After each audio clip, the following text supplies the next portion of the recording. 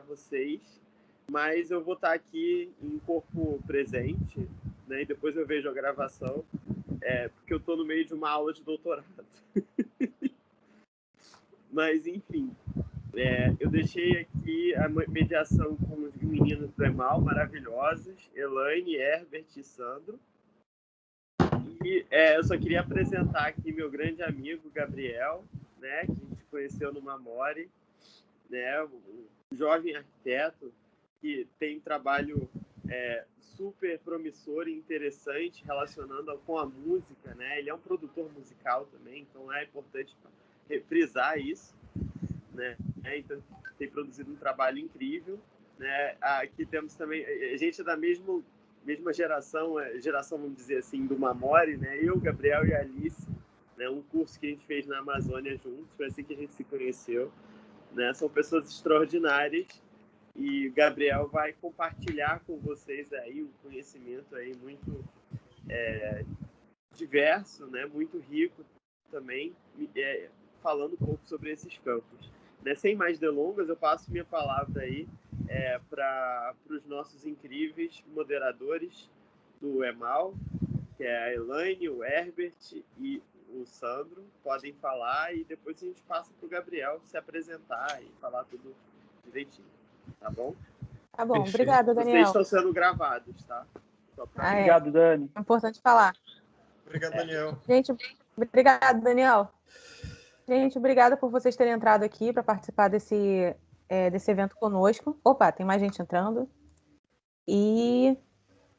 Herbert, você quer falar alguma coisa? Herbert Richards. Quero dar as boas-vindas ao Gabriel. Para nós é um prazer tê-lo conosco, para nosso crescimento, né, na parte acadêmica.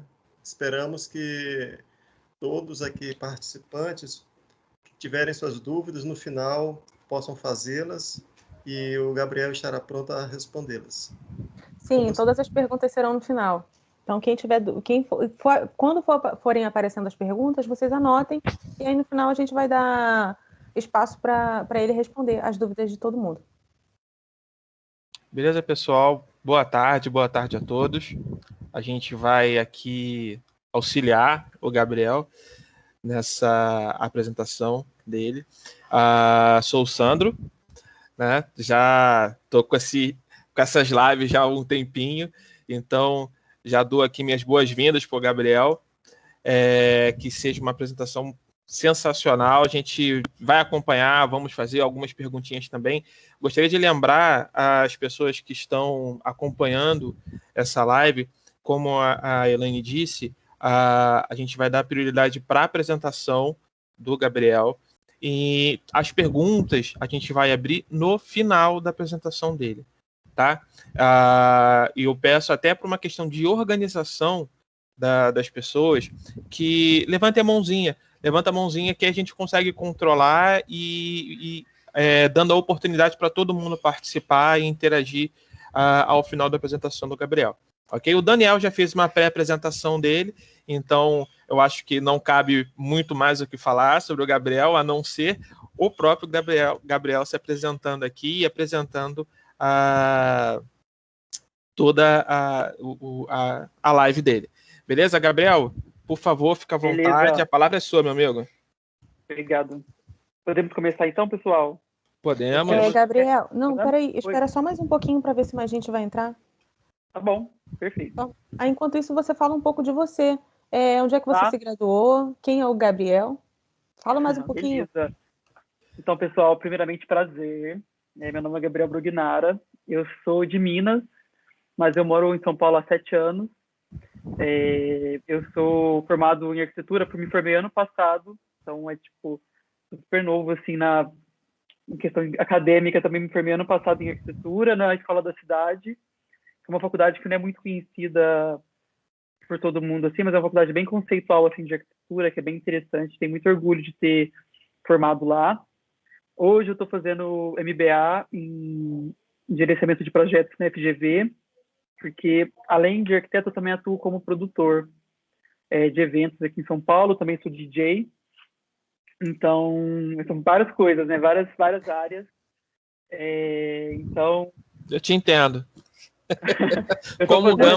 Comungamos disso. Suas funções.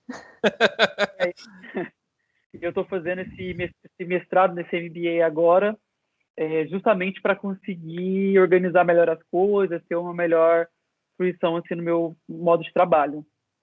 Basicamente, eu tenho 25 anos, eu sou novinho, como eu disse, trabalho na área de arquitetura já há um tempo, já trabalho há 7 anos na área, desde o meu primeiro semestre de arquitetura eu trabalho em história de cenografia, já trabalhei com interiores, já trabalhei com arquitetura, e hoje minha área maior de atuação é essa mistura da arquitetura com produção cultural. Mas também pego de tudo, que aparecer de projeto, ainda mais nessa época de pandemia, que está bem difícil para nós arquitetos, e principalmente para produtores de eventos, o que está aparecendo de projeto, eu estou fazendo também, tipo, de produtos, design gráfico, todas as coisas. Legal. É isso. É difícil a gente falar da gente mesmo, né? Então, meio que a sua trajetória te trouxe aqui, né? Foi mais a sua experiência com todo esse meio cultural. Sim. Que legal. Acredito que sim. E é a minha primeira palestra que eu estou dando na minha vida. Estou um pouquinho nervoso. Então essa vai ficar para a história. Vai ser a primeira. É a primeira de muitas, ó. Se Deus quiser. Em nome de Jesus. Gabriel, você acha que você é DJ, então digamos que você seja músico. Digamos não, você é músico. Como é que isso influencia na arquitetura? Isso eu vou deixar para falar na minha... Tá, spoiler, desculpa. Isso. Vai ser spoiler. Porque eu acredito que seja mais a questão de eventos. E o tipo de evento que eu trabalho é que tem uma relação muito grande com o urbanismo e com a arquitetura. Show. Entendeu? E aí, vocês vão entender na apresentação. Sim. Show de bola. Entendi. Eu deixei para começar 14h15, às 2h15 a nossa palestra, para dar tempo do pessoal E chegando, chegar, né? E chegando, né? Alguém quer acrescentar mais alguma coisa? A Alice, com esses cabelos maravilhosos, Alice. Olha. Olá, gente, tudo bem? É um prazer estar aqui e participar dessa live com o Gabriel, que eu tive a sorte de conhecer durante o Mamore, e tenho visto o crescimento dele Só pra profissional, falar, assim. saudades demais de vocês. Muita saudade. Muita saudade. E tenho visto o crescimento do Gabriel, assim, muito rápido, assim, desde quando a gente se encontrou. Ele já era um arquiteto prodígio, assim, muito, assim, já dentro do campo da arquitetura e já desenvolvendo os trabalhos todos. E eu acho que vai ser uma apresentação muito interessante, porque o jeito que ele leva a arquitetura e a música, que é o que ele vai falar aí nessa palestra, vocês vão ver que realmente faz toda a diferença na cena de São Paulo. Obrigada. Obrigadão. Obrigado. Saudade demais. Saudade demais, uma grande referência para mim aí. É muito bom ter você aqui nessa live hoje. Essa live. É bom, né, ter rostos conhecidos. É sempre Não bom. Dá uma tranquilidade. É um conforto. Apresentar digitalmente, principalmente quando eu estou mostrando a apresentação, quando aparece o rosto de ninguém. É tão ruim falar sem olhar no olho, né? Isso é verdade. Sim, eu até peço falta disso desculpas. também. Eu peço desculpas aí. O pessoal da EMAL já sabe.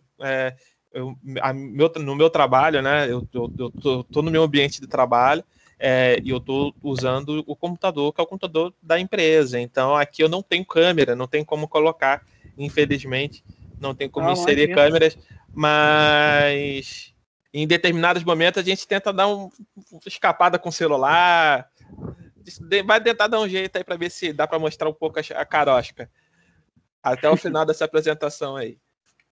Beleza? Boa. Mas desculpa aí, tá falando com uma bolinha. Não é muito diferente do real, não. A cara é bolachuda também, mais ou menos como essa bolinha aí. Eu fiquei triste agora, Sandro. Mas é a grande verdade. Você olha assim, SI, você vê aquela bolinha piscando, aí você bota a câmera. A diferença é que vai ter um emoji, né? Você tem um olhinho, um nariz ali, mas o formato da cara não é muito diferente, não. Esse formato meu redondinho. Coisas da pandemia. Ok.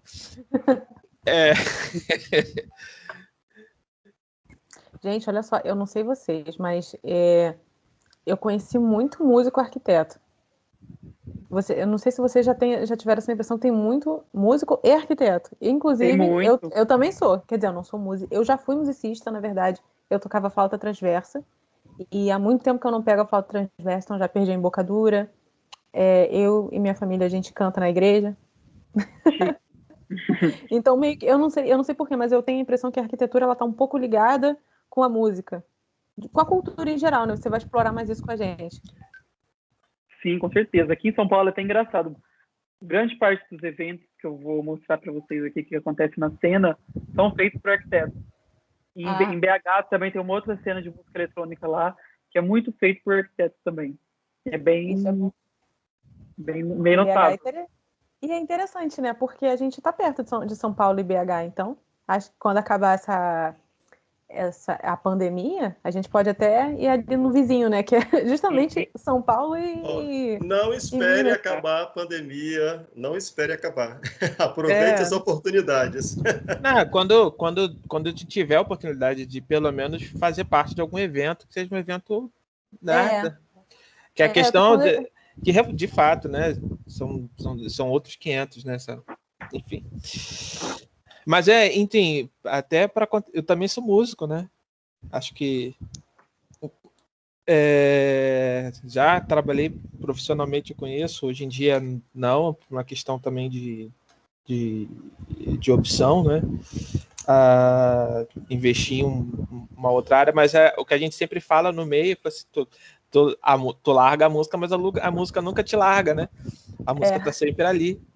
Sim, é nosso companheiro, até quando a gente vai dormir, a música tá com a gente. Gente, aí você acaba fiz umas pré-produções, fiz algumas produções de DVDs, de CDs e tal, isso aí, algumas experiências que a gente vai tendo, e é legal que depois em algum momento a gente sempre vai, e é engraçado que a relação, perguntando, acho que isso é legal, essa relação arquitetura, música, arte, isso tudo faz parte, né, cara? É cultura, né? E temporalidade, sabe? Acho que tudo, de uma certa forma, acaba sendo uma resposta, né? A arquitetura acaba sendo uma resposta também, né? Sim. O Gabriel, desculpa te interromper, Sandro. Gabriel, já tá na hora, vamos embora? Bora, vamos começar então, pessoal. Vamos começar. Deixa eu compartilhar aqui. Espera aí, me avisem se está funcionando aí, se tá a tela inteira, tudo certo? Tá a tela inteira, mas tá carregando. Tá chegando. Tá chegando. Tá.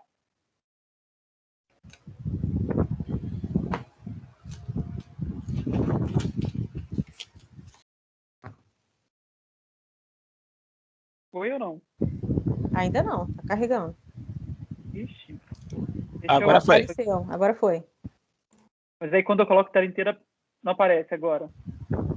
Fica carregando. Demora um pouquinho para carregar, mas abre. Deixa eu tentar fazer de outra forma, então.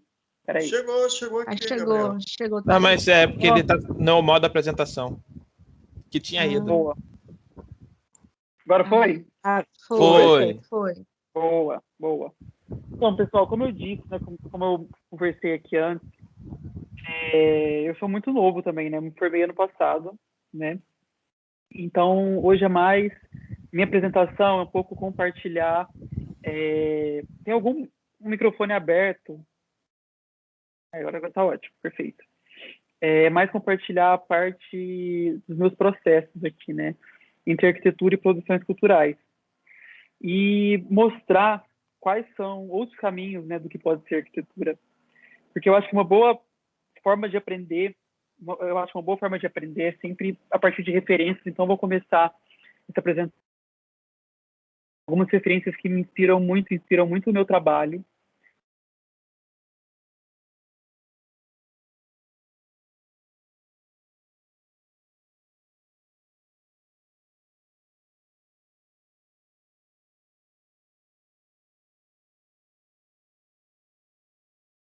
Social de trazer essas questões da valorização da arte popular brasileira, né?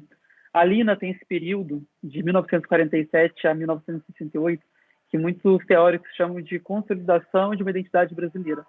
Foi um período onde ela pesquisou muito sobre o artesanato nordestino, sobre a arquitetura popular, e com certeza foi uma das pessoas responsáveis por a gente poder olhar isso com outros olhos, né?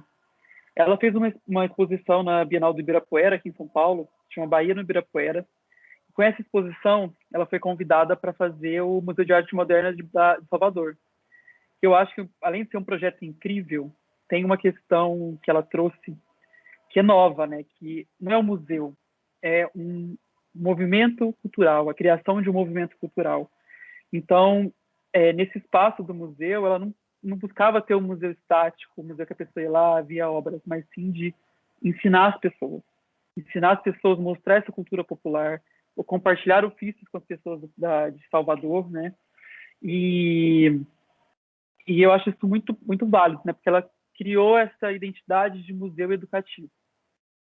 Eu sempre gosto de ver os trabalhos da Lina a partir dos desenhos dela, né? Porque ela não representa nos desenhos a casca, o edifício, a arquitetura em si. Ela desenha o uso desse edifício, o planejamento da vida nesse lugar. Eu acho isso muito bonito, né? Então a gente vê no MASP como ela já previa o que poderia receber embaixo da... Voltou de novo o som aqui no... Aí, obrigado. Porque eu tô de fone, reverbera super alto aqui. Tá, não, perdão, desculpa.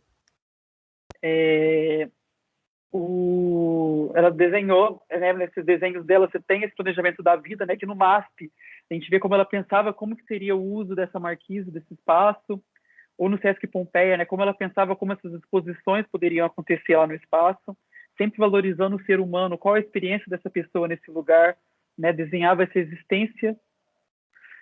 E um dos últimos projetos dela, que é o Teatro Oficina, como a partir do desenho ela conseguiu mudar como o teatro iria funcionar.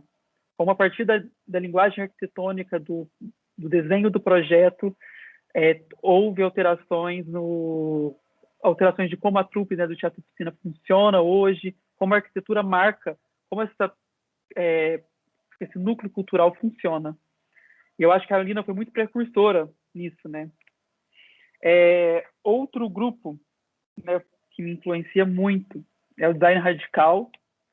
Design e arquitetura radical, um período na Itália, de 1965 a 1975, que aconteceu após o que aconteceu em Florença, né, depois que teve um período histórico, aí, acho na década de 60, que teve uma série de enchentes em Florença, e isso destruiu a cidade, né, e causou muita revolta das pessoas, teve muitos protestos, e um grupo de arquitetos, né, que era um núcleo muito incrível, assim, começou a produzir vários trabalhos artísticos, e um deles era o uso desses infláveis nos protestos, né, desse escritório que chama UFO.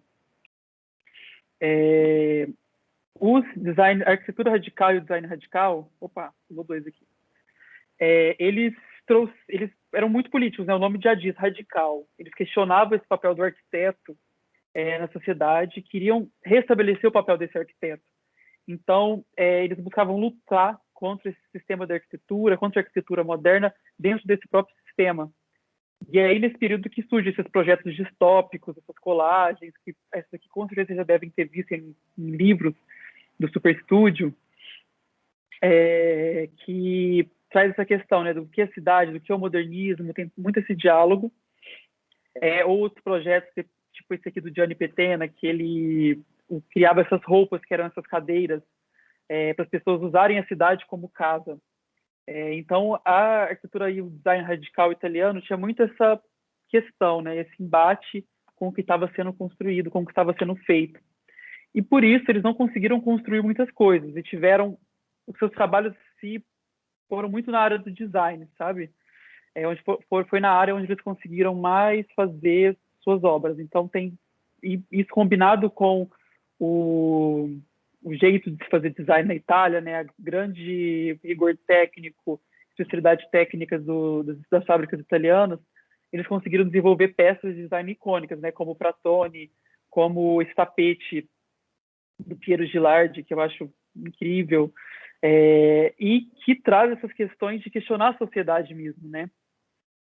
E o pensamento da arquitetura radical italiana, é até engraçado, depois eu vou indicar um documentário para quem quiser assistir, que eles dividem em 3 tipos de artistas, arquitetos e designers, né? Tinha um tipo que não acreditava na sociedade, não queria trabalhar para essa sociedade, então deixava o design, deixava a arte, deixava a arquitetura e ia fazer política. Um outro tipo não acreditava, um tipo 2, não acreditava nessa sociedade, então ia trabalhar numa dimensão utópica, então por isso que tem esses mobiliários, essas construções bem maluconas assim. E um outro tipo queria trabalhar nessa sociedade, mas através com um trabalho mostrando os erros dessa sociedade. E como eu disse, os arquitetos italianos, né, desse período radical, não conseguiram construir muitas coisas. E onde eles conseguiram espaço para trabalho, para experimentações, foi na arquitetura das baladas, foi na arquitetura da noite. Então, aconteceu várias experiências multidisciplinares, desde performance, cenografia, elementos de interiores, né, de mobiliário, e nesses testes de como será a convivência social, como será o comportamento das pessoas nesses espaços. Pois é nas baladas, nas festas, onde você tem o maior acúmulo de pessoas juntas ao mesmo tempo. Então, o melhor momento para você testar coisas com ela, né? Como as pessoas vão se comportar num ambiente que não necessariamente funciona de uma maneira tradicional. Então, os arquitetos radicais italianos desenvolveram muito essa pesquisa. Aqui tem um documentário, que foi o que eu comentei aqui, que depois eu vou mandar para o pessoal, mandar aí no chat para vocês. O link, quem quiser assistir, é um documentário que vale muito a pena e conta um pouco sobre esse período.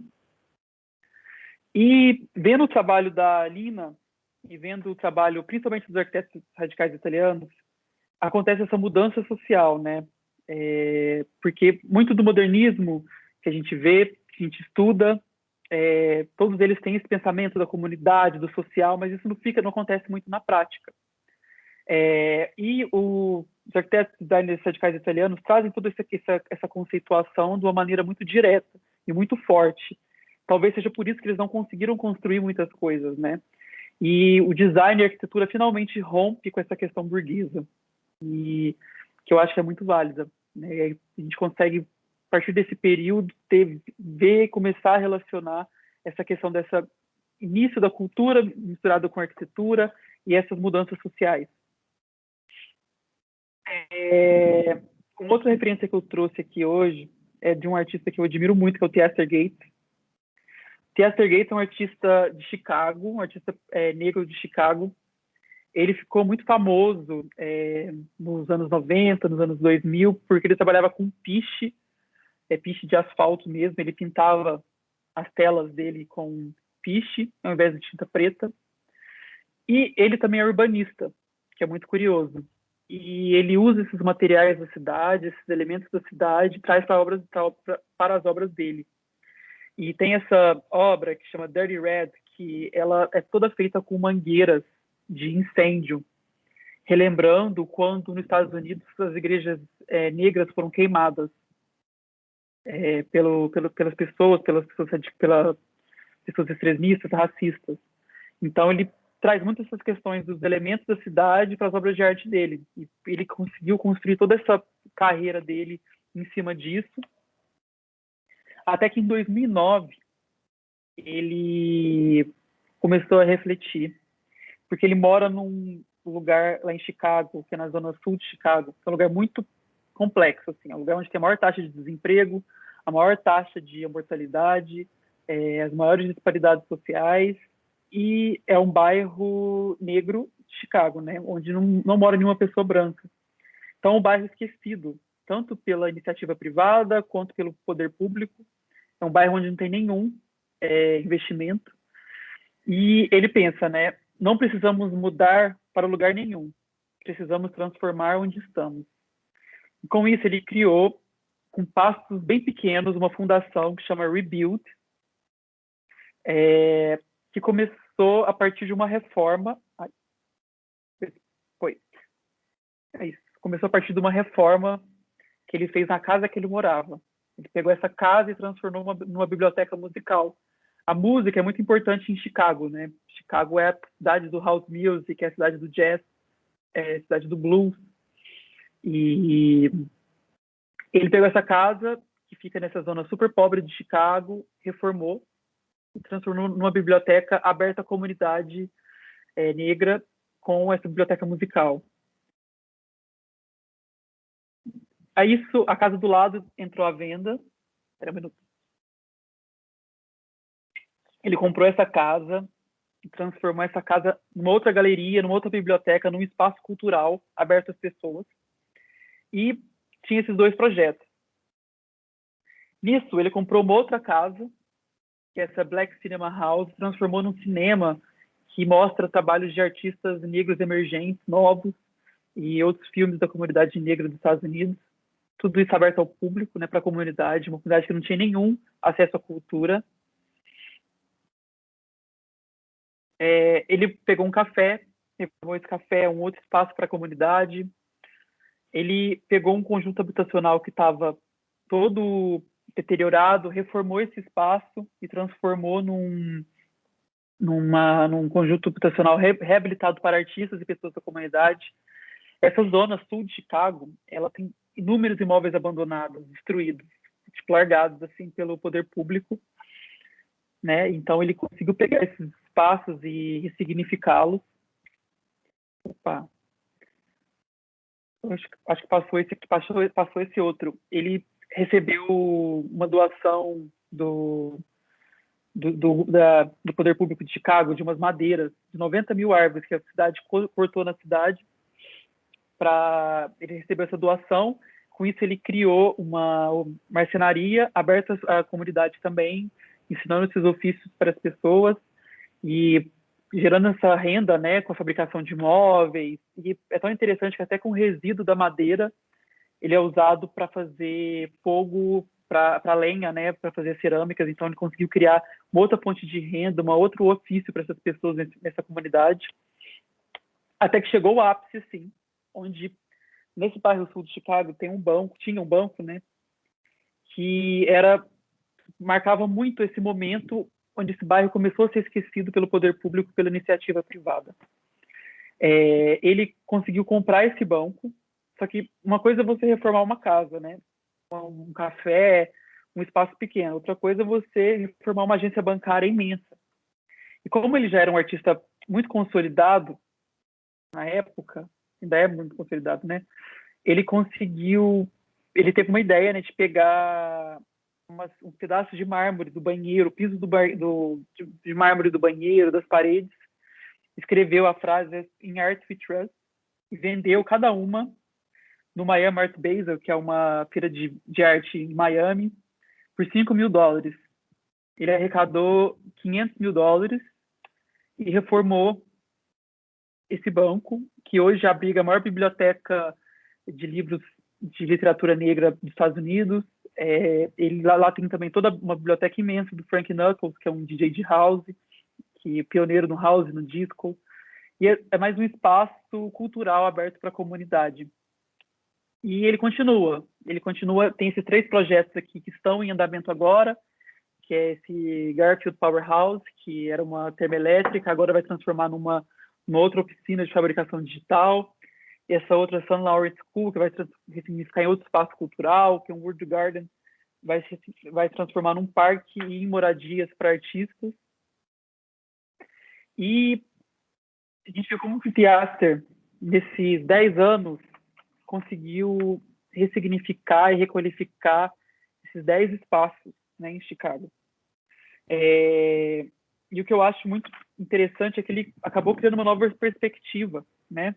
Acabou criando uma nova cidade dentro dessa cidade, né? E tem um vídeo que ele fala uma coisa que eu gosto muito, que boas coisas podem acontecer aqui e aconteceram, né? Como um artista conseguiu, a partir dos acessos que ele tinha, compartilhar isso com a comunidade dele e transformar todo uma cidade, né? E quem quiser saber mais, tem esse Rebuild Foundation, também vou mandar depois o link aqui para vocês no chat, para conhecer os projetos. E nisso a gente vê, né, como arte, arquitetura e cultura podem salvar o mundo. E que eu acredito fielmente nisso, porque a arquitetura é sobre mudança de comportamento, é sobre mudar as coisas.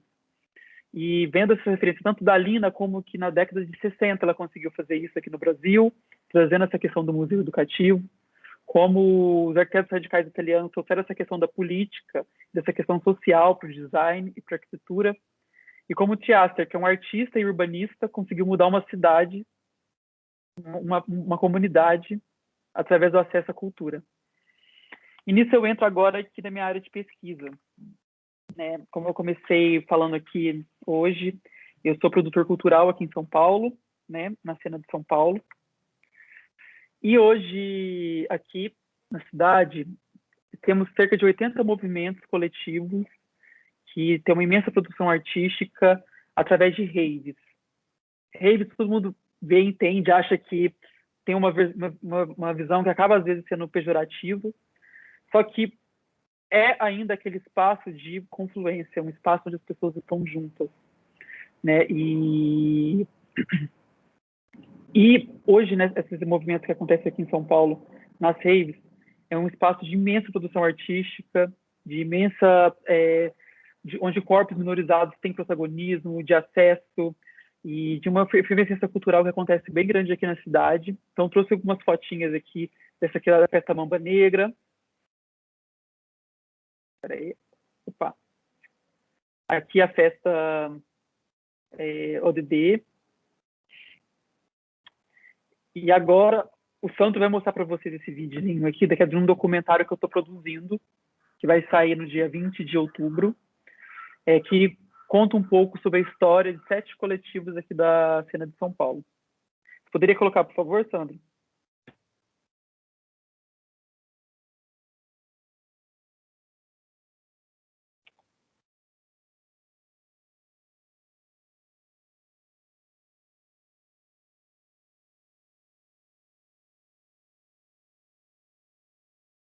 Isso. Aí.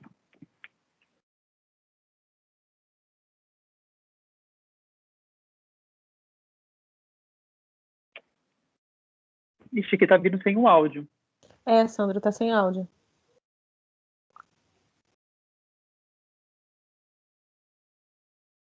Ver que tudo isso tinha O negócio é voltar então. Agora entrou o áudio. Ok. Vamos lá, tô voltando, gente. Desculpa a falha técnica. Tranquilo. A gente, enquanto coletivo de festa independente, nesses tempos de trevas, é exatamente o que a gente precisa fazer, sabe? Dialogar, tentar entender como que a gente vai fazer isso daqui pra frente.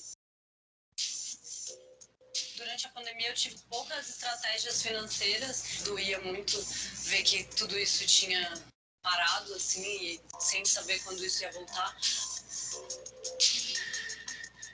Uma festa como a nossa, que envolve preceitos que são óbvios do corpo, como sexo, desejo, identidade, eu acho que nunca vai morrer. A festa não é só um entretenimento, porque é um espaço de acolhimento e de manifestações culturais e artísticas. A grande questão do Salva Rave não é só essa questão financeira, só do momento pandêmico. É para além disso, esse zelo, esse cuidado, reconhecer essas vozes, reconhecer esses sonhos, reconhecer essas vontades. A gente precisa pensar não só a inserção, mas a permanência dessas pessoas, sabe? Tem muita gente envolvida nisso, né? Não só nós DJs. E as pessoas precisam de diversão, gente, por favor, né? Não só trabalhar não dá certo, né?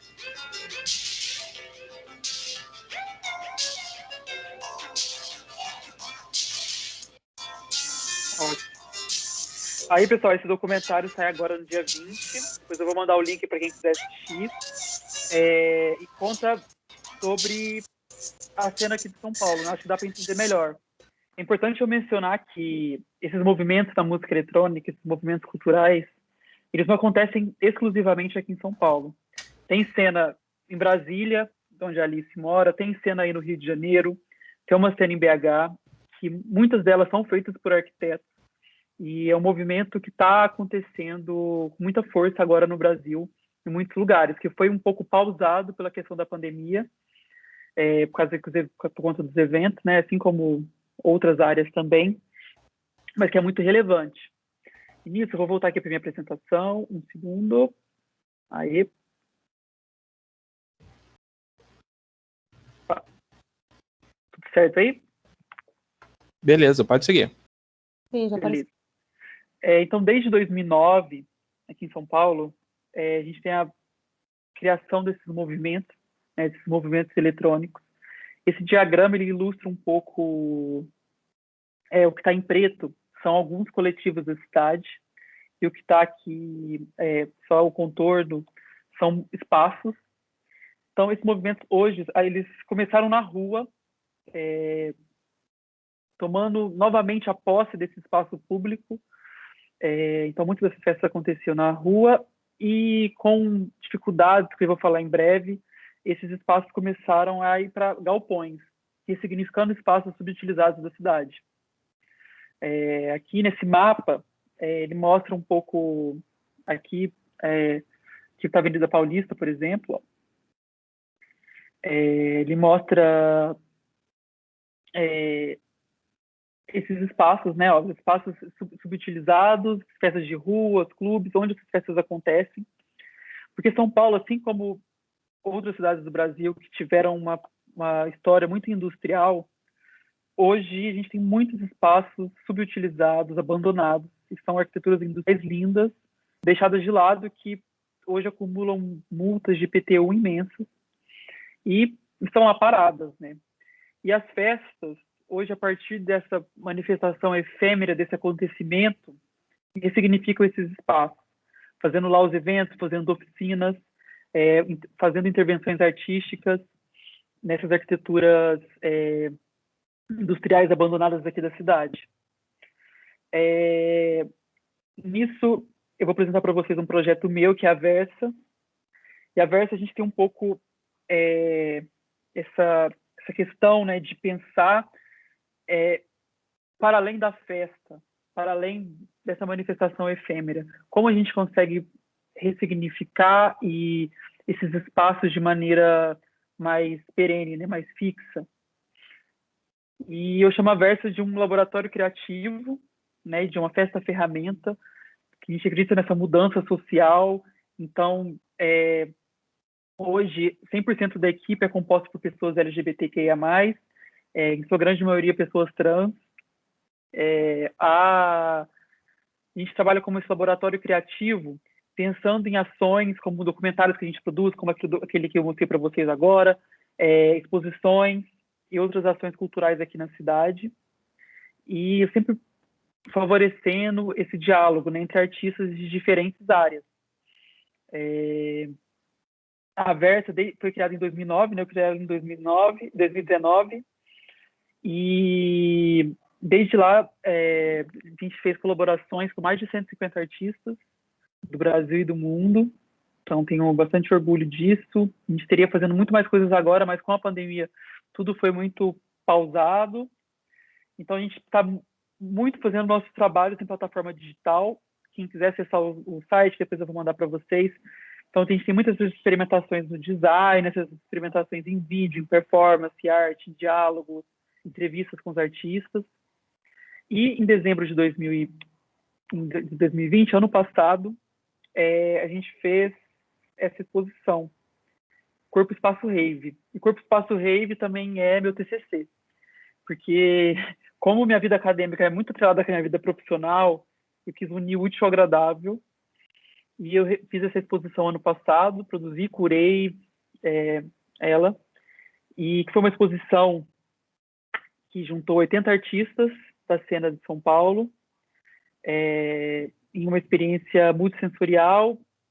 Cada TV, né, cada cavalete era um trabalho de um artista, e a cada hora da exposição tinha uma trilha sonora diferente feita por um DJ. Por que essa exposição? Porque eu acredito que agora, para a cena, é muito importante a gente compartilhar o que são esses movimentos, trazer novos olhares, para assim a gente conseguir algum apoio financeiro, porque as festas, todos esses movimentos, não é uma iniciativa que dá dinheiro, não é uma iniciativa que a gente tem ganho financeiro ou coisa do tipo, né? É muito uma coisa que a gente acreditar que as coisas podem mudar, acreditar em compartilhar ofícios, em dar acesso à cultura a outras pessoas, né? Então é muito importante o público no geral começar a ver as festas com os outros olhos, para de alguma forma a gente conseguir mudar e conseguir capitalizar mais dinheiro, conseguir fazer as coisas das melhores formas possíveis. Hoje tudo isso acontece de uma maneira muito efêmera, né? Só nas festas. E o desafio maior aqui é como, num futuro, conseguir fazer ações que sejam semelhantes ao que o teatro está fazendo em Chicago. Claro que ele é um artista super conceituado já, com outro aporte financeiro, com muitos aportes financeiros, né? Que consegue realizar aquilo. Como a gente pode fazer isso no Brasil, né? Então, com a Versa, é um pouco da minha linha de pesquisa hoje, né? Aqui é um pouquinho mais da exposição, né? Como eu disse, cada tela dessa aqui foi um artista. E aqui é um pouco como funciona. Eu tenho essa estrutura feita de andaimes, né? Que também relembra um pouco essa estrutura presente nos eventos.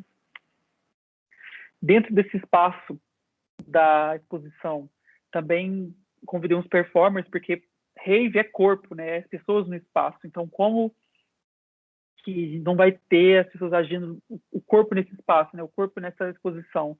Então, aconteceram algumas performances lá. Opa. Aqui mais algumas fotos. Essa aqui é uma performance do Teatro da Pomba Gira, que é um núcleo aqui de São Paulo muito interessante, que eles fizeram uma homenagem a um membro da trupe deles de teatro. Eles tatuaram uma frase em homenagem a um membro que tinha falecido recentemente. E essa exposição também se desdobrou numa publicação, que é uma das primeiras publicações sobre esse período de 2009 a 2019 da cena de São Paulo. Quem tiver interesse, quiser comprar, esse é o link. E todo o valor dessa publicação, os lucros é destinado ao projeto Salva Rave, né, que está apoiando as pessoas agora nesse período de pandemia. Então, quem puder contribuir, quem quiser ler um livro e conhecer mais sobre a cena artística, sobre esses movimentos culturais que estão acontecendo aqui em São Paulo, tá aí o link, depois eu mando lá no chat. E é isso, pessoal. Eu vou finalizar aqui com uma frase que eu gosto bastante. Como eu disse, essa minha apresentação hoje foi muito sobre compartilhar esse meu processo na arquitetura e em produções culturais, trocar essas referências com vocês. Espero que vocês tenham gostado. Essa é uma frase que eu gosto bastante, né, do Bernard Shaw, que é: se você tem uma maçã e eu tenho outra, e nós trocamos as maçãs, então cada um terá a sua maçã. Mas se você tem uma ideia e eu tenho outra, nós as trocamos, então cada um terá duas ideias. É isso, pessoal. Muito obrigado, viu? Aqui tá meus links. Eu vou mandar depois lá no chat aí para vocês, quem quiser acessar, conhecer mais o meu trabalho. E é isso. Obrigado. Muito Perfeito, obrigada, Gabriel. perfeito, Foi Gabriel. ótimo. Deixa eu dar uma olhadinha aqui. Gabriel. Cadê a... Aí. Vamos lá. Quer falar alguma coisa, Daniel? Não, só queria agradecer mesmo. Eu não pude acompanhar tudo, eu ainda estou em aula. Mas eu estou fazendo a minha mediação louca. Mas, assim, muito obrigado, né? Sempre uma troca muito rica quando eu encontro com o Gabriel, com a Alice. A gente tem uma sinergia muito boa. Eu vou passar aqui para vocês falarem. E aí, quando vocês me sinalizem, quando vocês quiserem que eu interrompa a gravação, tá certo? Fechou. Ô, Gabriel, quando você estava falando do movimento radical, eu achei que ele rompeu um pouco com o que a gente chama de belo. Sabe aquele conceito de belo que a gente aprende na faculdade, em matéria de história da arte? Então, fala um pouquinho disso, da reação das pessoas quando elas, se você já reparou alguma coisa assim, quando elas veem essa arquitetura radical, que é estranha para nós, né? Mas, na verdade, é um rompimento, é um outro tipo de mensagem. O que você já abordou quanto a isso? Eu acho que a arquitetura radical vem muito sobre o que é o belo também, né? Porque era muito o que foi imposto, principalmente nas escolas de arquitetura, desde o período clássico até o modernismo. O modernismo na Europa, nessa época, estava muito sólido, e era só isso que eram as produções feitas, só isso que era validado. E até no Brasil a gente tem um movimento semelhante, né? Com a arquitetura radical, que rompe com essas formas da arquitetura modernista, que é o pós-modernismo no Brasil, que inclusive em BH tem alguns exemplos, né? O Museu da Mineração. Então, eu acho que é justamente trazer esses questionamentos, né? Essa arquitetura que chega para questionar, não necessariamente ser o que todo mundo espera que seja. Herbert e Sandro, vocês querem fazer alguma pergunta? Pode falar, Herbert, vai lá. Não, é o seguinte, nós vemos aí o modernismo, que a gente estuda, né? Muito discurso, mas é descompassado com a questão social. Tem o discurso, mas falta o conteúdo, né? A prática. E quando a gente vê você usar a arte para trazer a arquitetura, é uma forma de você engendrar na mente das pessoas que a arquitetura não é só aquilo que a gente vê, que ficou retratado na história, aquilo que a gente tem como belo, né, como Elaine aqui bem citou, mas a gente percebe que não existe limites para a criação, né? E foi isso que eu entendi do que você trouxe para nós nesta tarde. E em cima disso, você, no momento, né, tem assim, algum projeto, desenvolve alguma coisa nesse sentido, assim, bem radical mesmo? Por exemplo, nós tivemos aquela fase do desconstrutivismo, né, ali entre 1980 e 1990, mas a gente tem visto poucos exemplos assim, hoje, né, seguindo aquela linha, né, desconstrutivista. A sua arte arquitetônica, ela tem alguma coisa a ver com o construtivismo ou é totalmente separada, desvinculada disso? Eu acho que hoje, né, a arquitetura não é muito mais sobre forma, sobre como um edifício aparece. Eu acho que a arquitetura é muito sobre uma mudança de comportamento, sobre como, a partir de iniciações que nós fazemos, sejam ela uma conversa, seja ela uma oficina, seja ela qualquer outro tipo de ação, a gente consegue mudar o outro, mudar perspectivas e trazer compartilhar essas informações que a gente tem, né? Então, eu acredito muito que meu trabalho é mais norteado nesse sentido, mais do que uma forma em si. Então, eu acho que o caráter dos meus projetos, principalmente em eventos, vem nesse mesmo caminho, né? Desse rompimento com a forma, com a edificação em si, e mais do como o público e como a comunidade experiencia esses atos. Me lembrei agora de uma frase de Oscar Niemeyer, quando ele diz que a arquitetura não é nada, o que importa é a vivência, é o abraçar, é o sentir, é o viver com as pessoas, né? Eu achei interessante, né? Essa comparação. Pode falar. Não, concordei. Tá ótimo, então.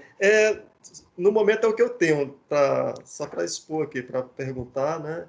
E, no caso, assim, em termos de trabalho, o seu trabalho é mesmo mais voltado para isso mesmo, né? Para a música, a música e a arquitetura caminhando juntos ali, né? Não mais como você falou, né? Que teve 7 anos de vivência no escritório de arquitetura, de design, mas hoje está mais voltada mesmo para a música, né? Na verdade, eu trabalho com as duas coisas. Tá. Certo. Eu trabalho com as duas coisas. E porque ainda não tem clientes que eu posso fazer o que eu gostaria, né? Em questão de projeto grande e tudo mais. Eu só fiz alguns projetos residenciais, agora eu estou finalizando um galpão lá em Minas Gerais, que é um projeto arquitetônico mais industrial. E estou seguindo com esses projetos culturais, né? Tá certo. Muito obrigado, Gabriel. Deixa aqui a palavra com os demais presentes, quem desejar. Eu acho que o Sandro queria falar alguma coisa. Primeiro, deixa eu parabenizar, cara, pela apresentação. Foi bem interessante, diga-se de passagem. É algo que, de fato, a gente, enquanto estudantes de arquitetura, a gente acaba não tendo muito contato com essas questões de arquiteturas mais radicais e tal. É lógico que isso também é muito por questão de busca, né? Você tem que buscar um pouco mais para você ter contato com essas realidades, né, que são um pouco diferentes daquilo que a gente vê dentro da academia. Então, obrigado, de verdade. Obrigadão. Eu queria... na realidade, eu anotei algumas coisas, só que não sei se você pode voltar na apresentação. Teve uma frase que você colocou do Chestergate, que eu achei bem legal. Não precisamos mudar para lugar nenhum. Eu acabei não pegando o restante da frase. Precisamos transformar onde estamos. E show de bola. Achei bem interessante essa frase e na realidade, até para contextualizar isso, né, para o nosso meio, a gente fala tanto de... teve até uma palestra anterior que a gente falou sobre a questão da realidade das nossas favelas, né, o quanto isso pode ser aplicado dentro desse nosso meio, sabe? A gente tem dentro desse nosso...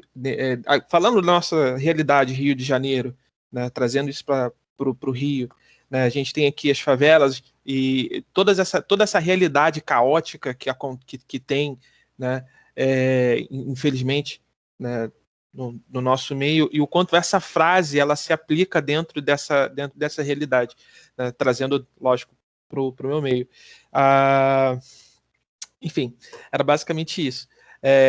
Eu vi essa frase, não dessa forma, mas eu até já tinha comentado isso, um DJ, parceiro, provavelmente, DJ Malboro, ele já tinha feito falado uma frase muito parecida com essa, numa entrevista que ele deu, não lembro agora para qual emissora, que ele foi questionado justamente com relação às letras do funk, né, que, pô, a letra do funk, pô, não é uma letra legal, são letras muito baixas e tal, e a resposta dele, que foi uma resposta sensacional e que está embasado nessa questão aqui, que ele falou, eu não vou usar todas as palavras, né, porque eu também não lembro, mas falou assim, cara, eles cantam a realidade deles. Se você quer mudar a letra, se você quer mudar aquilo ali, você tem que mudar a realidade. Você tem que, para eles cantarem coisas diferentes, você tem que oferecer coisas diferentes, porque eles estão simplesmente com uma expressão daquilo que eles vivem. Ponto. Né? Então, era isso. Desculpa. Sandro, eu queria pegar um gancho com você. Qual o nome desse arquiteto mesmo? Esqueci. Você acabou de falar. O Chestergate. Se não me engano, foi ele. Ele mudou o bairro dele, certo? O bairro é a comunidade dele. Então, a questão é a seguinte, de que maneira a falta de implementação de projetos de urbanização e a alienação cultural prejudicam a comunidade das periferias? Gabriel. Pode repetir, por favor, a pergunta? Que cortou aqui. Tá bom. Eu também fiz uma pergunta enorme, né? Foi assim, na lata. Gente, olha só, deixa eu até um pouco para a Elaine respirar também. Aqui a gente está num bate-papo agora, a gente está conversando, e esse bate-papo ele é aberto, tá, pessoal? Por favor, quem quiser aproveitar e fazer perguntas e interagir, agora é o momento. A apresentação do Gabriel foi maravilhosa, espero que vocês tenham gostado também, assim como nós aqui, adoramos essa apresentação, e é um momento bem interessante para rolar essa interação. Beleza? Fiquem à vontade para fazer as perguntas, para rolar aquela questão mesmo de a gente conseguir controlar essas perguntas, levanta a mãozinha aí, e vida que segue. Elaine, arrebenta aí, que foi até difícil para entender a pergunta aqui. A metralhadora, mas ok. Ele falou que esse artista também é urbanista. E ele mudou toda a comunidade dele. Então, a questão é a seguinte, de que maneira a falta de implementação de um projeto funcional mesmo de urbanismo e a alienação cultural, embolou, elas prejudicam as comunidades das periferias. Entendeu? Eu acho que eu não tenho muito conhecimento, para ser bem sincero, para falar o que acontece nas comunidades do Rio. Então é difícil para mim falar. Mas pode falar da sua realidade também. Por exemplo, você mora hoje em São Paulo, né? Isso, mas eu acredito muito que em projeto as pessoas pensam muito no macro, muito no grande. E o que eu acho que fica de exemplo do trabalho do Theaster Gates é que ele trabalha na microescala. Ele começou todas as intervenções dele a partir de uma casa. Isso se transformou em 10 outras intervenções que estão contribuindo para a melhora e para a mudança de um bairro. Então, eu acho que nós, arquitetos e urbanistas, precisamos pensar um pouco nesse sentido, sabe? É aquilo, né? Trabalho de formiga. Se cada um faz sua parte, se a gente se une, tem essas pequenas atitudes, a gente consegue mudar muita coisa. Perfeito. Muito bom.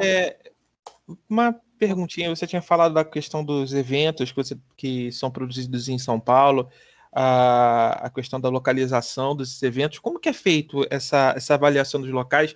E, assim, tipo, vocês buscam esses locais por questões de proximidade de determinadas comunidades ou por questões de estrutura? Como é que funciona essas suas avaliações?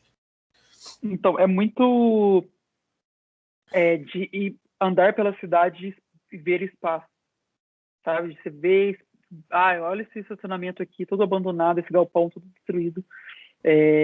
Aqui poderia caber uma festa, poderia funcionar, e aí é correr atrás para que isso funcione. Hoje, aqui em São Paulo, antes a gente tinha uma facilidade muito maior de fazer esses eventos. Com a nova política do Alvará, com a mudança da gestão para a gestão Dória, né, do PSDB aqui em São Paulo, as coisas pioraram muito nesse sentido. Então, o que tinha muito antes de peça na rua, isso antes da pandemia estava inexistente, que é muito diferente da gestão Haddad. Na gestão Haddad tinha uma maior facilidade de fazer esses eventos. E aconteceu de fecharem festas na porta assim, no dia, por não ter a documentação correta, até por perseguição mesmo a esses eventos. Inclusive, no livro que eu comentei da exposição, fala um pouco sobre esses conflitos, sobre essas questões que aconteceram aqui na cena de São Paulo, que dificultam muito o acontecimento dessas festas. Entendi. Mas, e assim, principalmente com relação aí já uma pergunta, até para entender mesmo, com relação à segurança desses locais, porque acho que o grande problema desses galpões é que eles não foram construídos especificamente para eventos, né?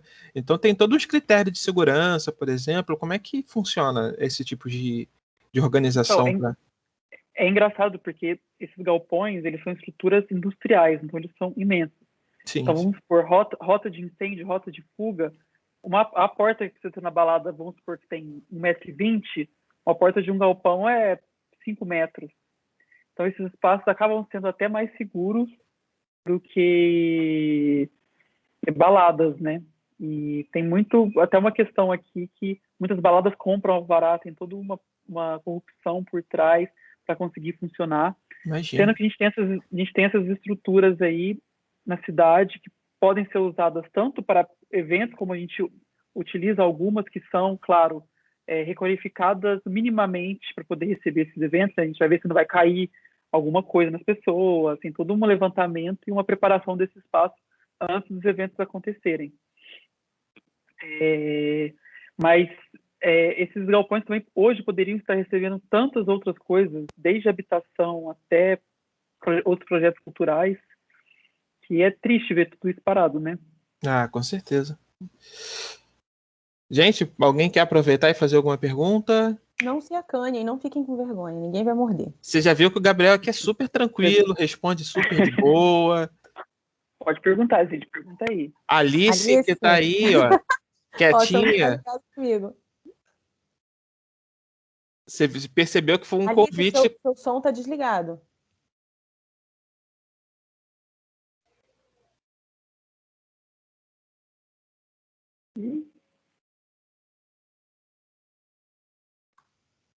Cadê? Ainda tá desligado. Vê se seu microfone não tá desligado. Fica na parte de cima do vídeo. A Alice está em duplicidade aqui.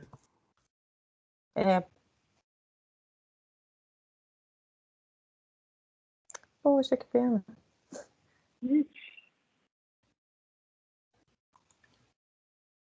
Não tá no mudo mais não.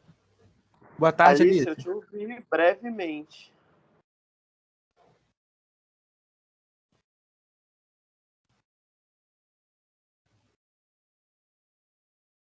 Daniel, enquanto a Alice está se organizando lá, você quer aproveitar e fazer alguma pergunta? Falar alguma coisa? Tudo bem que você não pegou a apresentação, mas... Gente, tô aqui meramente para representacional, não consigo. Só Verdade. corpo presente, só o corpo. Eu tô falando com vocês, tem um professor francês aqui falando em francês com Meu intérprete. Não, outra Não sou capaz de opinar. Tá bravo aqui. Eles estão falando sobre percepção das ambiências, uma parada pesadíssima que tem até a ver com o que o Gabriel tá falando. Inclusive, eu queria até convidar o Thibaut lá da França para falar aqui que ia dar bom também. Eu tô vendo alguns convidados aqui, Elbert. Elbert é um outro convidado internacional aqui, chileno. Fala aí, Elbert. Habla conosco, Elbert. Oi, galera, tudo bom? Tudo bom. Tudo bem, boa tarde. Saudade. Estou aqui almoçando, desculpe, eu me conectei. Eu soube somente ontem da live do Gabriel, grande amigão, a gente se conheceu há já 3, 4 anos em Amazônia, fazendo um curso. Acho que aí saiu uma galera muito forte na ideia de fazer uma coexistência entre o design, a arquitetura e os espaços públicos. Esse cruce que você está fazendo, Gabriel, aí entre música, ocupação de espaços, é muito, muito legal. Tomara que no Chile também tenha algum tipo de política de aproveitamento. Você tem um patrimônio maravilhoso, coisa que a gente não tem, produto das condições telúricas que a gente tem. Eu fiquei fascinado e aproveito de agradecer todos aqueles espaços que você, Alice, ou Dani me mostraram de seu grande e maravilhoso país. Mando um cumprimento Obrigado, ao amigo. sul do Obrigado. Chile. Grande abraço. Obrigado, saudade de você. Obrigado, Elbert. Graças. Graças. Vou continuar meu almoço por enquanto eu escuto. Tenho aula esta agora já. Obrigado. Gente, eu vou compartilhar o QR Code da presença, tá? Tá, não, pode compartilhar. Tá. Elaine, te perguntar. Alice, no momento, eu posso encerrar a gravação ou a Alice quer falar? Vocês estão me escutando? Agora sim, Alice. Acabou de conseguir o microfone. Reiniciar aqui. Vocês querem parar de gravação agora? O Thiago tá perguntando. Não, pode continuar, pode deixar. Daniel. O Daniel, perdão, gente. Mas olha só, aqui todos os participantes ainda ninguém se manifestou. Alguém gostaria? A Alice agora que ela abriu o microfone? Sim, fora a Alice, eu digo dos demais aqui. Não, até agora no momento ninguém deseja fazer uma pergunta, não é? Gente, não. Vale ponto. Mentira, não fala isso não. Aí ferrou. Aí você me arrebenta. Aí todo mundo vai ter fila. Não, mas gente, vamos lá, sem timidez. O que aconteceu? Cadê os nossos sempre perguntadores de sempre? Deixa eu ver. Pois é, a Raquel tá aí? Raquel não falou nada, gente. Raquel tá quietinha, gente. Olha isso. Que timidez é essa? Raquel tá sempre fazendo aquelas perguntas bacanas, sempre interagindo. Hoje ela tá quietinha. Daqui a pouco ela fala. Ela participa. Olá, Alice. Tudo bem? Boa tarde. Tudo bom? Vamos lá, é só para elogiar novamente o trabalho do Gabriel. Eu acho que ele vem muito forte com essa reflexão que a gente tem que ter de arquiteto e o nosso papel social, né? E ele, através da arte, da música, ele consegue dar vida, não só ele, mas esse movimento que está tendo todo com relação às raves e outros eventos também, de sair de dentro daquele lugar da cidade que todo mundo conhece e se colocar num lugar que às vezes é deixado de lado, que as pessoas têm medo de estar e que acaba perdendo um pouco daquela conexão mesmo com o que é a cidade, né, com o que é a metrópole. Então, quando a gente tem esse movimento forte de abrir esse questionamento do lugar, das pessoas, né, como que elas estão inseridas ali para um palco, né, música, então a gente tem a possibilidade de ver elas representativamente assim, da cidade do nosso pensamento quanto arquitetos. Assim. Eu acho que o trabalho é sensacional assim, de quem vem e pode contribuir para a cidade dessa forma, com essa reflexão. E acho que a arquitetura vai um pouco além, né, como vocês falaram, daquilo que a gente aprende na universidade. Então, é realmente com esse questionamento de arquiteto social também. Parabéns. Muito obrigado, Alice. Muito obrigado mesmo pela sua presença e pelas palavras aí. Muito obrigado, amiga. Saudade. E Gabriel, só para... Também teve uma frase bem legal, transformar a comunidade através da arte. Vou comentar um pouco sobre isso, porque eu achei isso muito legal, cara, porque até para corroborar com o que a Alice acabou falou. Oi? Eu ia fazer uma complementação, né? Que a música também compõe o ambiente. Sim, né? Na verdade, a questão da experiência que a gente vive é o que gera a nossa percepção do espaço. Né? Então, nós arquitetos, a gente é muito preso a uma questão muito imagética e visual. Só que a gente esquece desses muitos componentes que fazem a nossa percepção da cidade, do lugar que a gente habita, né? E a gente pode ocupar espaços que não estão sendo ocupados. Né? E essa que é a importância do trabalho do Gabriel, né? É a gente fazer uma nova reflexão sobre a nossa forma de interagir com a cidade e também perceber os espaços, nos perceber dentro do espaço, né? Construir a partir de outras ferramentas não tradicionais, né? A arte não está integrada a uma questão só, né? A arquitetura, não vou entrar no mérito, né? Se a arquitetura é arte ou não, porque isso aí é debate longo, mas a gente tá, as coisas se relacionam e estão integradas. A gente tem que construir esse repertório e usar ele como uma ferramenta para interagir com o meio urbano, né? Enfim, é isso. Pode falar, Sandro. Não, o que eu vou falar depois disso? Mas era justamente porque eu me atentei à frase e o Daniel agora, enfim, fez um fechamento maravilhoso, mas era justamente isso, né? Esse link entre arquitetura, arte, música e a importância disso tem dentro do contexto social, né? Eu acho que transformar a comunidade através da arte foi uma das frases que você disse, e acho que você pontuou muito bem também. E assim, só estou abrindo até para você poder falar um pouco mais sobre isso, né? Sim. Acho que isso também é legal, isso, né? a sua visão. Né? Nós, arquitetos, somos agentes transformadores, né? Então, o que a gente puder mudar e transformar é a nossa profissão, né? E eu acho que é isso. Eu acho que o Dani complementou a Alice, falou bastante ali sobre essa questão de como a arte, como isso muda o mundo. Ele matou minha pergunta, ok. Mas foi mais rápido do que eu. Obrigado, Daniel. Você é sensacional, como sempre. Mas é justamente isso. Não, desculpa nada. Foi ótimo, cara. Foi ótimo até porque era isso, entendeu? De fato, a gente, enquanto estudantes de arquitetura, né, não sou arquiteto ainda, né?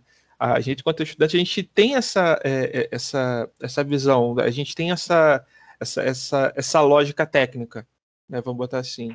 Né? A gente não se permite, não sei, talvez por algum motivo, enfim, não vem ao caso aqui também, mas a gente às vezes não se permite experimentar esse outro viés da arquitetura, sabe? Essa coisa mais artística, essa coisa mais lúdica, vamos botar assim, né? da arquitetura. E é muito legal se deparar com projetos como o seu, por exemplo, que além dessa questão da representatividade, vamos botar assim, também tem essa coisa tipo de requalificar determinados espaços. Eu acho que esse link entre essas duas coisas eu achei muito interessante, assim, muito legal. Eu acho que é muito válido para a gente que está nesse início de processo. A gente ainda está, no meu caso, eu estou quase me formando, em alguns outros que estão meio que na metade da formação. É legal esse choque, né? para permitir para quem ainda não está nesse processo de graduação comece a enxergar esse outro lado, né? Não só ficar nessa questão técnica mesmo da arquitetura. E para pessoas como eu, que já está nesse processo do finalzinho, também fala assim, caramba, olha só, tá vendo? Você é músico, cara. Dá para você fazer esses links, sabe? Tem várias coisas que a gente pode fazer enquanto arquiteto. Achei bem interessante, então só mesmo, desculpa estar falando. Muito obrigado. Não, imagina, muito obrigado. E eu acho que é exatamente isso que você falou. Eu acho que quanto mais a gente puder propor outros caminhos para a arquitetura e pensar a arquitetura fora da concepção do edifício, e sim como as pessoas nesse espaço e não só o espaço, mais rica a nossa profissão vai ser e mais a gente vai restabelecer o nosso papel de arquiteto. Está bem de lado, né, ultimamente na nossa situação global, aí, principalmente no Brasil, né? Sim, verdade. Gente, alguém mais quer fazer pergunta, gente? Se manifestem aí, pode. Mas é bom refletir esses espaços, né, também. É claro que a gente está num contexto horrível, mas ainda assim a gente consegue construir pontes, né? Eu acho que esse momento é uma prova disso, né? Que é possível a gente ainda ter alguma interlocução, ainda que virtual, né?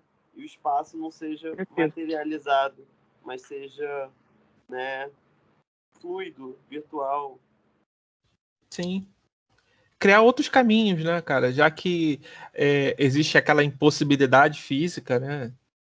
De presencial, física, não, vamos botar essa impossibilidade presencial é um caminho, né? E olha só como é que... E é por isso que eu falo, a gente já vem conversando muito sobre isso, né? Esse processo, esse negócio de home office, essa nossa nova realidade, né? É ruim por questão de afastamento, né?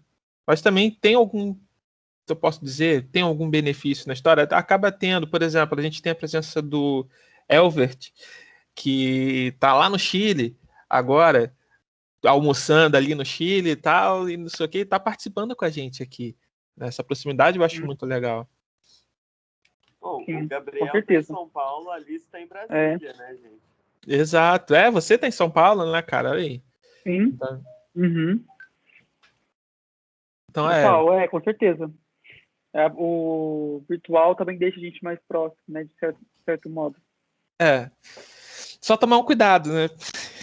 Aproxima e afasta. Não fico... Sim. Aí a gente tem a presença da nossa mediadora, Érica. A Érica entrou? Tá sempre com a gente, Ai, que bom. Boa tarde, pessoal, tudo bem? Boa tarde! Boa tarde. Estou atrasada, infelizmente, queria muito assistir essa palestra do Gabriel, mas depois eu vejo a gravação. Você vai se amarrar, Érica. Foi bem bacana mesmo, cara. Bem legal. Legal. Andressa, por favor, boa tarde. Oi, boa tarde. Eu gostaria de parabenizar o Gabriel pelo trabalho dele, pelo pensamento, né, e a contribuição que ele tem dado não só culturalmente, mas para a sociedade. E queria fazer uma pergunta. Obrigado. Na verdade, não é muito sobre o seu trabalho em si, é mais sobre como você se sente em relação ao seu trabalho. Quando você pensa no seu trabalho, como ele tem uma repercussão na vida das pessoas, como você se vê, como você se sente, não só como profissional, mas como pessoa? Porque às vezes a gente sempre está pensando no trabalho, sempre está pensando em como impactar com o nosso trabalho e às vezes esquece de se analisar como pessoa e profissional, né? Tipo, se está satisfeito ou não está satisfeito com como as coisas vão andando. Sim.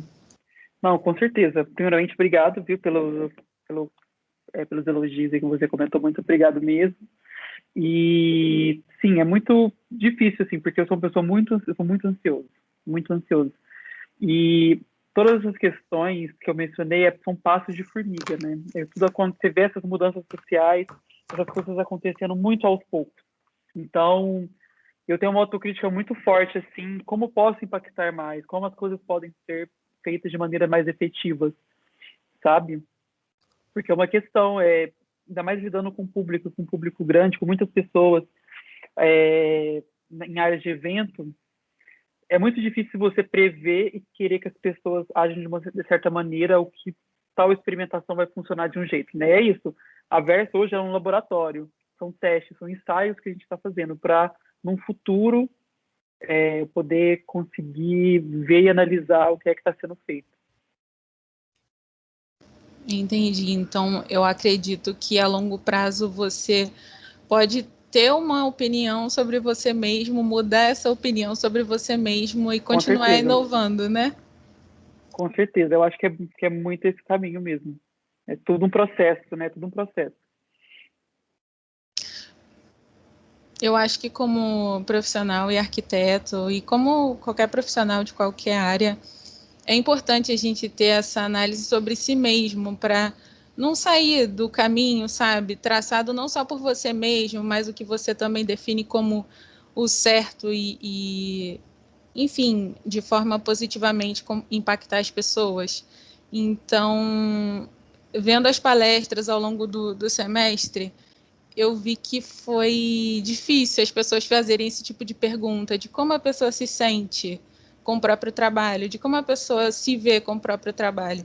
Então, eu acho que isso é importante, porque muitas coisas acontecem ao longo da nossa carreira, de altos e baixos, e eu acho que essa análise de si mesmo faz com que a gente tenha um pouco mais de um impulso, uma inspiração para continuar fazendo o que acha certo, o que acha que vai impactar positivamente a sociedade. Sim, com certeza. Eu acho que isso que eu estou fazendo hoje, né, dando essa palestra, é muito sobre rever e analisar o que eu fiz nesses últimos anos. E é muito válido. Eu agradeço muito a oportunidade de estar aqui.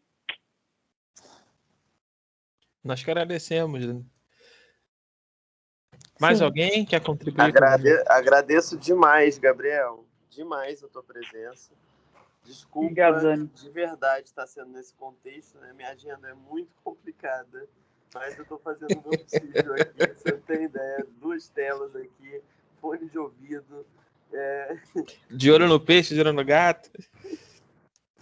Tá fazendo o que dá para fazer aqui, mas de verdade é um prazerzaço te ver de novo, né? E compartilhar com todo mundo, né, essa experiência, né? Desde que a gente se conheceu lá se conheceu no Mamori, né? Tem sido uma troca muito rica, né? Gente, Gabriel é um super criativo, assim. Vocês precisam conhecer ele na vida real, além da virtual. É um louco. Mas ele é muito... Assim, eu vi uma frase hoje sensacional falando que... Como é que era? Eu vou até pegar essa frase para você. Que eu printei porque eu achei muito maneira. É péssimo a gente não saber a referência das pessoas, né? Mas, por que não? Cadê a frase? Então, acho que a normalidade, ela esconde, né? A gente se manter normal, a gente pode estar ocultando um lado extraordinário de nós mesmos. E eu, sei lá, assino embaixo, seja lá quem falou isso. Sim, não, é uma ótima frase mesmo. Enfim, a gente não é normal, não. Nem eu, nem você, nem a Alice, nem muitos de nós que estão aqui. Escolher a arquitetura já não é normal. As pessoas que são normais desistem no primeiro semestre. Eu acho que a gente não tem que ter medo de se manifestar, entendeu? De se expressar, né? Porque é assim que a gente se encontra nos processos, é assim que a gente encontra algo que a gente se identifica de verdade, né? Porque se a gente achar que o que estabelecem pra gente é o bom, a gente está fadado a ter uma existência muito triste, né? Então acho que a gente tem que realmente se apropriar das coisas, se entender no mundo. Sim. Filosofando forte em questões que se distanciam do tema, mas enfim. Não, com certeza. Ótimo. Thiago, eu acho que já pode parar. Thiago, não. Oh, meu Deus, tô trocando de nome. Eita, mas você ama o Thiago. Hoje... Vou mudar o meu nome. Gente, hoje eu tive aula com ele, então ele ainda tá na minha cabeça. Entrou na tua mente. Acho que já pode. Você já parou a gravação? Vou parar agora. Tá bom. Pra vocês. É,